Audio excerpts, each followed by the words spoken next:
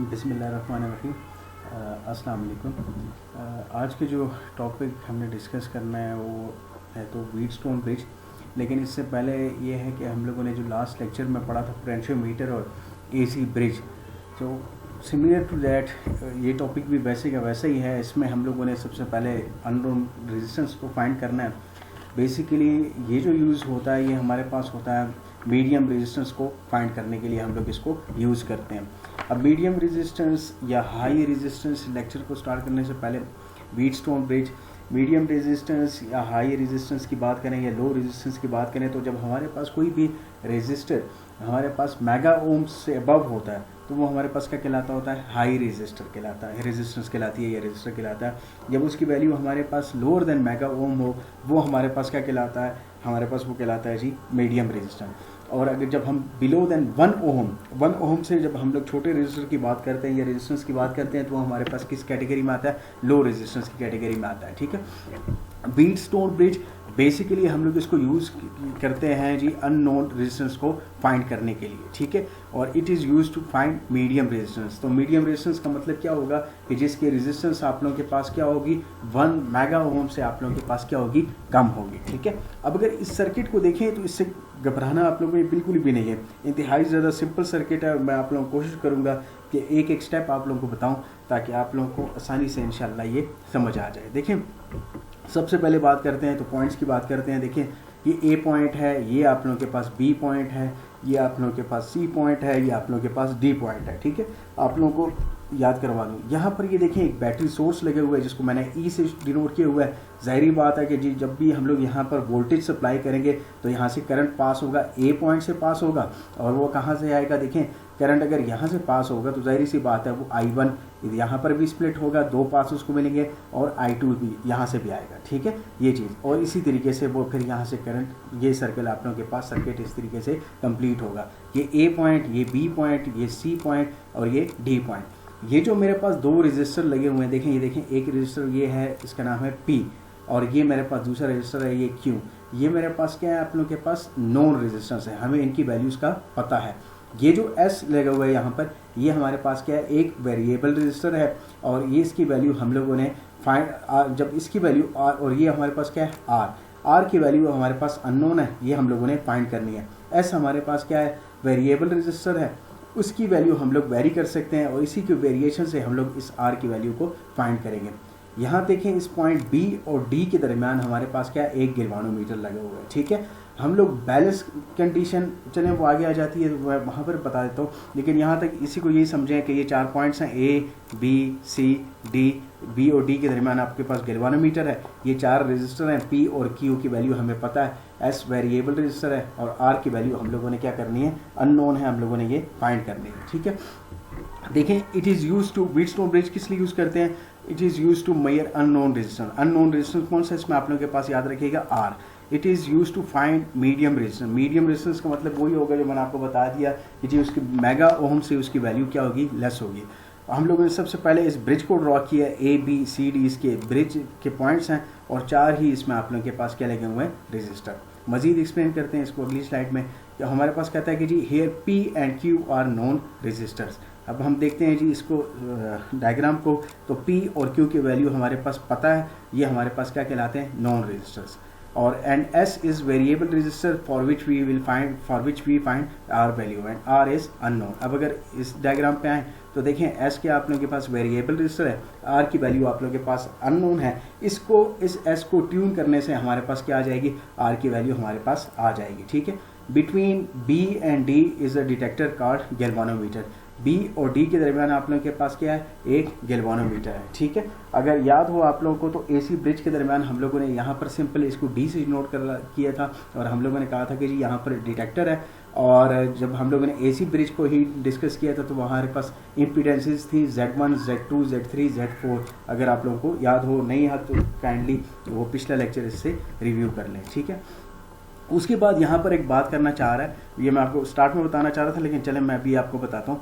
In balance condition no current will flow means IG is equals to 0। देखें, balance condition कब होगी हमारे पास, जब हम ये बात करें कि जी यहाँ पर ये जो गैल्वानोमीटर है यहाँ पर कोई भी डिफ्लेक्शन आप लोगों के पास शो ना हो। तो इट मीन्स कि जब यहाँ से कोई भी करंट आप लोगों के पास पास नहीं होगा तो ये आप लोगों के पास क्या हो जाएगी, बैलेंस कंडीशन। ये I1 पास होगा यहाँ बी से सी की तरफ आएगा ये और यहाँ से फ्लो करेगा। ये इसी को आई टोटल कह दे, जो भी कह दे। इसी तरीके से I2 से ए से डी पॉइंट की तरफ आएगा और डी से कहाँ पर चला जाएगा आप लोगों के पास सी पॉइंट की तरफ। ये हमारे पास क्या कहलाएगी, बैलेंस कंडीशन। और हमारे पास बैलेंस कंडीशन में क्या होती है, आप लोगों के पास IG = 0 होती है। और हम लोग इसकी बैलेंस कंडीशन को यूज़ करते हुए हम इससे इक्वेशन निकालते हैं, वो हमारे पास थोड़ी सी अगली स्लाइड में आ जाएगी हमारे पास वो के, क्योंकि उसकी हमें ज़रूरत होती है अननोन रेजिस्टेंस, उससे हम लोग फाइंड करते हैं। ठीक है, यहाँ पर if we have applied voltage source, so some current I will flow in the circuit. ज़ाहिर बात है कि जब भी आप लोग वोल्टेज सोर्स अप्लाई करेंगे तो करंट आप लोग के पास पास करेगी। ठीक है, थर्ड स्लाइड को देखते हैं। करंट विल डिवाइड इनटू 2 पास। देखें यहाँ पर, देखें करंट आप लोगों के पास जो फ्लो कर रही है पॉइंट ए से 2 पास के अंदर डिवाइड होगी। एक पाथ उसके लिए क्या होगा, A to B, और दूसरा पाथ उसके पास क्या होगा, A to D। A to B को हम लोग डिनोट कर रहे हैं I1 से और A to D को हम लोग डिनोट कर रहे हैं I2 से। ठीक है, यही देखें पाथ AB = क्या हो जाएगा आप लोगों के पास I1 और पाथ A to D आप लोगों के पास क्या हो जाएगा I2। उसी तरीके से बैलेंस कंडीशन को फाइंड करने के लिए वो कहता है कि जी इफ़ नो करंट IG जो कि गैल्वानोमीटर में से पास हो रही है, पासिस थ्रू द डिटेक्टर वही आप लोगों के पास गैल्वानोमीटर है। Current will pass through C point and will be in balance condition.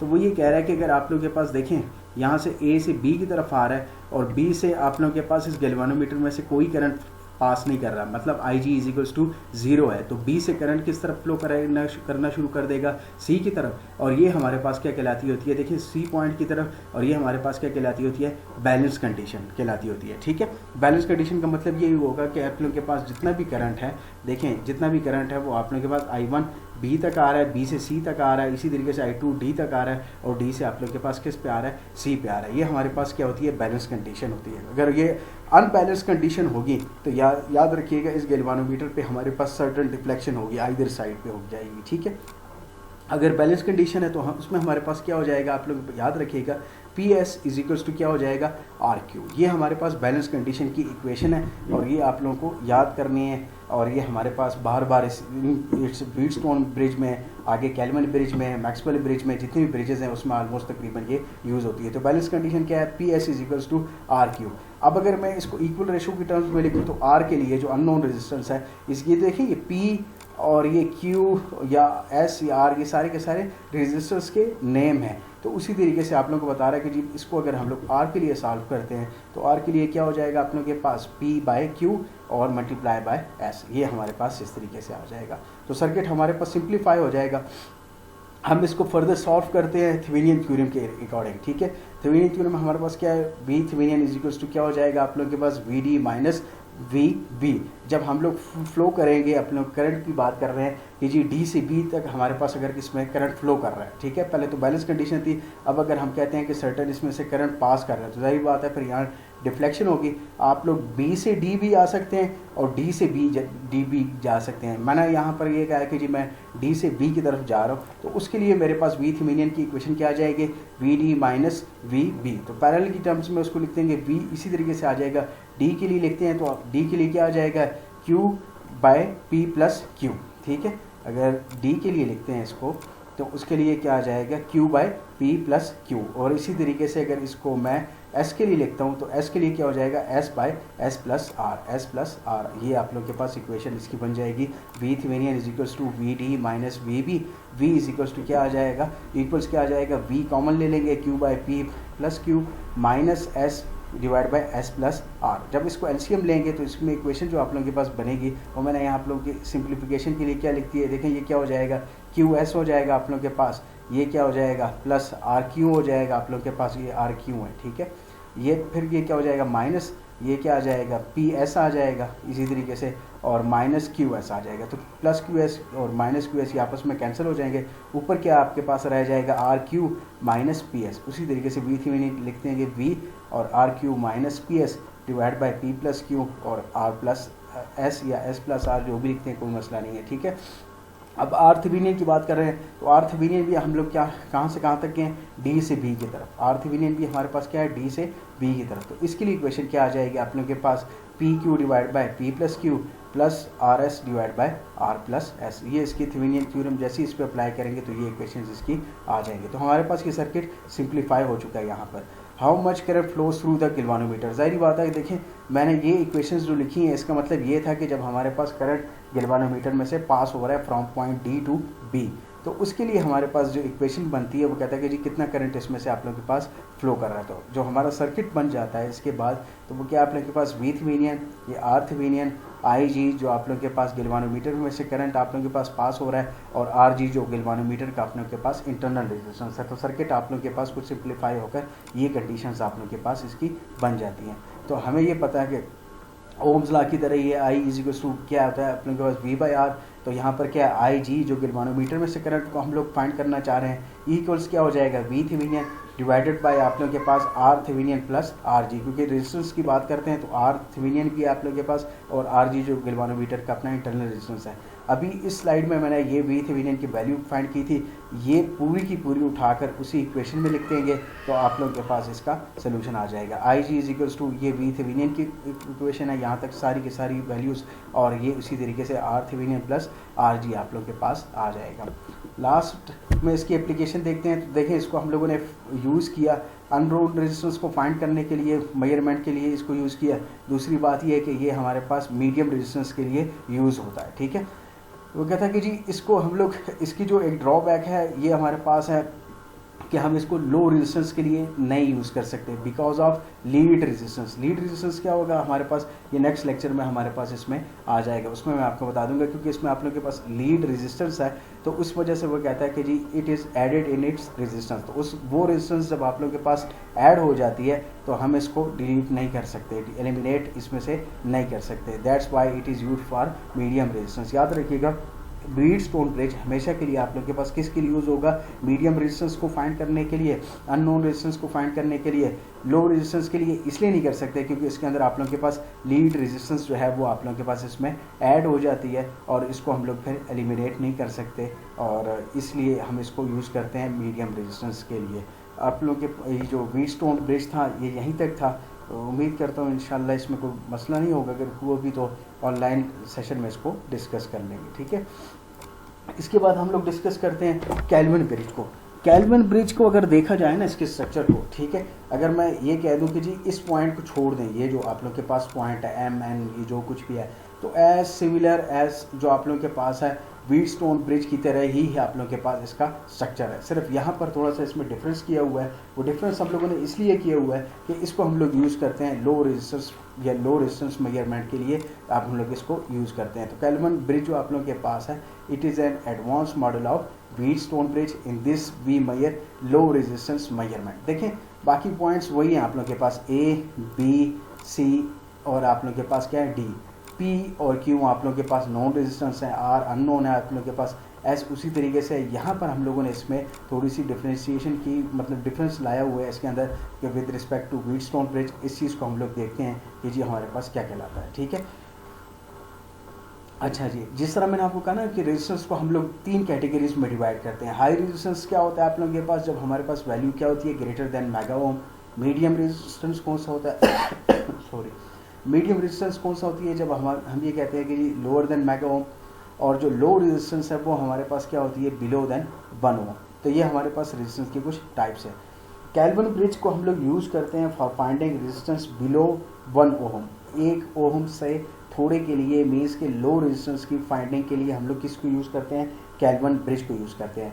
Hair वो आप लोग को कहता है कि जी जो आप लोगों के पास ये आर और एस है, ये यहाँ पर ये देखें आर और एस पॉइंट जो आप लोग के पास है, ठीक है, आर मीन्स आर रेजिस्टर और जो आप लोग के पास एस रेजिस्टर है, ठीक है, ये आप लोग के पास कनेक्ट किसके साथ हुए हैं, एक लीड के साथ आप लोग के पास कनेक्ट हुए हैं। ये इसके साथ, ये अगर मैं ये कह दूँ ना, ये जो पॉइंट है ये एक लीड के साथ आप लोग के पास कनेक्ट हुए हैं between R and S resistor के दौरान, ये आप लोग के पास एक लीड के साथ कनेक्ट है, ठीक है।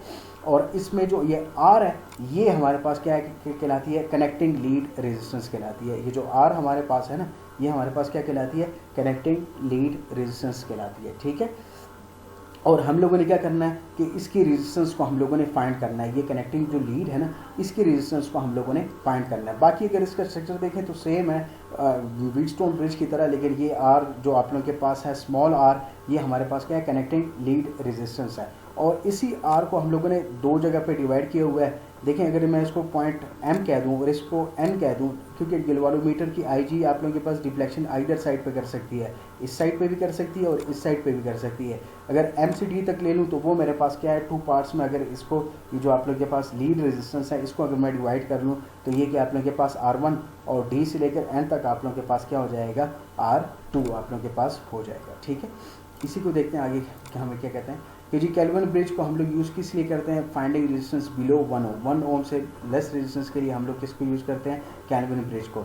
वो ये कहता है कि जी here resistor R and S points are connecting with the lead, एक लीड के साथ आर और एस पॉइंट्स कनेक्टेड हैं। ठीक है, उसके बाद कहता है कि जी R is the connecting lead resistance and it is divided into two parts R1 and R2। और वो इसी तरीके से कह रहा है कि जी ये R जो आप लोगों के पास है इस पॉइंट को M कह दें, इस पॉइंट को M से D तक है आप लोगों के पास R1 और D से आप लोगों के पास N तक क्या है आप लोगों के पास R2, और टोटल जो कनेक्टिंग लीड है वो हमारे पास क्या है R। जब हम इनको रेशो की टर्म्स में लिखते हैं तो रेशो की टर्म्स में याद रखिएगा हम इसको कैसे लिख सकते हैं, R1 divide by R2 is equals to क्या हो जाएगा आप लोगों के पास P/Q। इसी तरीके से देखें R1 divide by R2 ratio के टर्म्स में तो इक्वल्स क्या हो जाएगा P/Q। ठीक है, इसको हम लोग इक्वेशन 1 कह देते हैं। और इस सर्किट में हमारे पास कितने रेजिस्टेंस हैं, आप लोगों के पास 4 रेजिस्टर्स हैं। ठीक है, आप लोगों के पास और एस आर और एस जो आप लोगों के पास है वो लीड रेजिस्टेंस है। देखें इसमें आप लोगों के पास कितने रेजिस्टेंस हैं, 4 रेजिस्टर्स हैं। और आर और एस जो आप लोगों के पास है ना, आर और एस, ये आप लोगों के पास क्या कहलाती है, लीड रेजिस्टेंस कहलाती है। लीड रेजिस्टेंस इसलिए कहलाती है कि उसमें कनेक्टिंग लीड लगी हुई है, तो इसकी जो टोटल रेजिस्टेंस हो जाएगी ना वो आप लोगों के पास क्या हो जाएगी, आर के लिए R प्लस R1। देखें इस पोर्शन से लेकर इस पोर्शन तक, तो यहाँ पर कितनी रेजिस्टेंस है, R प्लस R1। अब यहाँ से देखें इस पॉइंट तक और इस पॉइंट तक, तो D और C के दरमियान आप लोगों के पास क्या है, S प्लस R2। तो S की वैल्यू क्या हो जाएगी, S प्लस R2, और R की वैल्यू क्या हो जाएगी, R प्लस R1। ये हमारे पास कनेक्टिंग पॉइंट लीड है जो कि हम लोग D पॉइंट के हिसाब से हम इसको ये बता रहे हैं। ठीक है, तो इसके लिए इक्वेशन जो आप लोगों के पास बन जाएगी ना वो कुछ इस तरीके से बन जाएगी कि अगर ये मैं कह दूँ ना वही बात कि जी यहाँ पर सर्किट में कितने रेजिस्टेंस है, 4 रेजिस्टेंस P, Q, R और S। और R और S रेजिस्टर के साथ आप लोगों के पास क्या लगी हुई है, लीड रेजिस्टेंस लगी हुई है। देखें R और S के साथ आप लोगों के पास क्या लगी हुई है, लीड रेजिस्टेंस लगी हुई है। बिटवीन R और D पॉइंट के दरम्यान ये जो M और D है ये इसको हम R1 से रिप्रेजेंट कर रहे हैं, इसीलिए क्या कह देंगे इसको R प्लस R1। इसी तरीके से D से लेकर C तक यहाँ पर क्या है S, और इसके साथ क्या है कनेक्टिंग लीड का रेजिस्टेंस कितनी है आप लोगों के पास R2, तो S प्लस R2 आ जाएगा। तो इसी तरीके से ये देखें for R is equals to क्या हो जाएगा, R रेजिस्टेंस प्लस R1 जो कनेक्टिंग लीड का रेजिस्टेंस है, प्लस एंड S के लिए क्या हो जाएगा, S प्लस R2।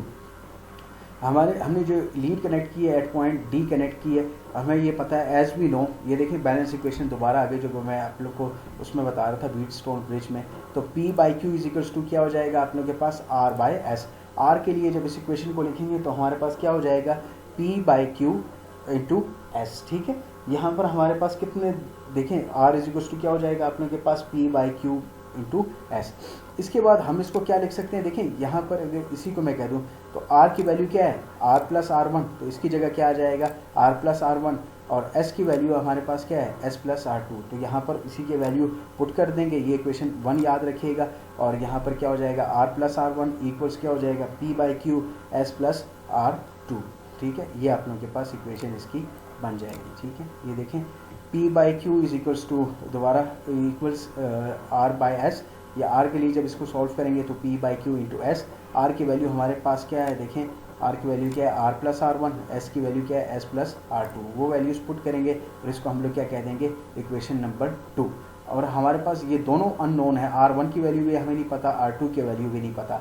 तो हम लोग ये करते हैं कि जो इक्वेशन 1 थी उसके अंदर हम लोग 1 को ऐड करते हैं बोथ साइड पे। इक्वेशन 1 क्या है अपने के पास R1/R2, यहाँ पर क्या लिख देंगे +1, और इक्वल्स क्या लिख देंगे P/Q +1। हम लोगों ने इसमें से R1 और R2 के वैल्यूज फाइंड करनी है, तो उसके लिए हम लोग ये स्टेप करेंगे। ठीक है, इसी देखें इक्वेशन 1 में जब आप लोग 1 ऐड करेंगे तो क्या हो जाएगा, R by R two plus 1 is equals to P by Q plus 1। जब इसका एलसीएम लेंगे तो क्या हो जाएगा, R one plus R of two divide by R two और P plus Q divide by आप लोगों के पास क्या आ जाएगा, क्यू। ठीक है, ये देखें, ये जो प्रीवियस स्लाइड पे था वो यहाँ पर भी है, R by two plus 1 equals क्या आ जाएगा, पी बाई क्यू प्लस 1। तो जब इसका एलसीएम लेंगे तो R one plus R two divide by R two is equals to P plus Q by Q. हम लोगों ने इसको आर टू के लिए सॉल्व करना है, तो क्रॉस मल्टीप्लिकेशन करेंगे तो आप लोगों के पास इक्वेशन क्या बन जाएगी, Q by P plus Q R one plus R two. और ये देखें R one plus R two, यहाँ से मैं बता देता हूँ, ठीक है, यहाँ से ये देखें R one plus R two, ये टोटल कितना हो जाता है आप लोगों के पास, आर के इक्विवेलेंट है, तो ये आर इज इक्वल्स टू क्या होता है, R one plus R of two. ठीक है, तो यहीं से हम लोग इसकी इक्वेशन लिख देंगे कि R one plus R two क्या हो जाएगी आप लोगों के पास आर, तो आर टू की इक्वेशन क्या आ जाएगी, Q by P plus Q into R. अब हम लोगों ने देखें आर टू की वैल्यू, तो हम लोगों ने इस इक्वेशन में कहा ना कि जी हमारे पास दो अननोन है, आर टू के लिए तो इसको सॉल्व कर दिया है। जब इसको हम लोग आर वन के लिए सॉल्व करेंगे तो इसी इक्वेशन को हम लोगों ने क्या करना है, सिर्फ इन्वर्स करके लिखते हैं। ठीक है, ये जो इक्वेशन है ना, इसको जब आर वन के लिए सॉल्व करेंगे तो क्या इसको हम लोग इस तरह लिख सकते हैं ना, R two divide by R one is equals to Q by P. ठीक है, देखें R two divide by R one is equals to Q by P. ठीक है, ये हम इस इक्वेशन को हम लोगों ने इक्वेशन जो 1 थी ना, इसको इन्वर्ट करके लिखते हैं आर वन के लिए, तो आप लोगों के पास इस तरीके से आ जाएगा। इसमें वो स्टेप करना है, प्लस 1 दोनों साइड पे ऐड कर दें तो क्या हो जाएगा, एलसीएम लेंगे R two plus R one divide by R one equals क्या आ जाएगा, Q plus P divide by P. जब इसको आर वन के लिए सॉल्व करेंगे, क्रॉस मल्टीप्लिकेशन करेंगे तो क्या आ जाएगा, P by Q plus one, Q plus P sorry R two plus R one. और हमें ये पता है कि जी R two plus R one किसके बराबर है, आप लोगों के पास इक्वल है आर के। तो ये आप लोगों के पास आर वन की वैल्यू आ गई, ये आप लोगों के पास आर टू की वैल्यू आ गई। ठीक है, ये दोनों की वैल्यूज़ आप लोगों के पास इसी तरीके से आ जाएंगे। ठीक है, for R one we just reverse equation 1, वो मैंने यहाँ पर लिख भी दिया है, तो आप लोग इसको इसी तरीके से सॉल्व कर सकते हैं। इंशाल्लाह यहाँ तक आप लोगों को समझ आ गई होगी आसानी से। तो हम लोग इनकी वैल्यूज़ R1 और R2 के वैल्यू हमारे पास आ गई है, दोनों अननोन थी। हम लोग इसको क्या करते हैं, ये जो इक्वेशन 2 है ना, देखें यहाँ पर R1 भी है और R2 भी है, इसके अंदर हम लोग क्या करते हैं कि इसकी वैल्यूज़ को पुट कर देते हैं। ठीक है, तो इसकी वैल्यूज़ को जैसे ही पुट करते हैं ना, put the values of R1 and R2 in equation 2। Equation 2 हमारे पास क्या थी, उधर से ही मैंने डायरेक्ट लिख दी है यहाँ पर। ठीक है, R plus R one equals P by Q S plus R two. तो देखें R plus R one equals P by Q S plus R of two. और यहाँ पर देखें आर वन की वैल्यू पुट करें तो क्या आ जाएगी, P divide by P plus Q into R is equals to क्या हो जाएगा, पी बाई क्यू एस और प्लस ये जो आप लोगों के पास R2 की वैल्यू है, इस तरीके से लिखते हैं। जब हम इसको ओपन करते हैं तो क्या हो जाएगा, देखें R प्लस P के साथ ये मल्टीप्लाई हो रहा है तो क्या हो जाएगा, P R divide by P plus Q. ये क्या हो जाएगा, पी एस के साथ मल्टीप्लाई होगा तो क्या हो जाएगा, P S divide by Q.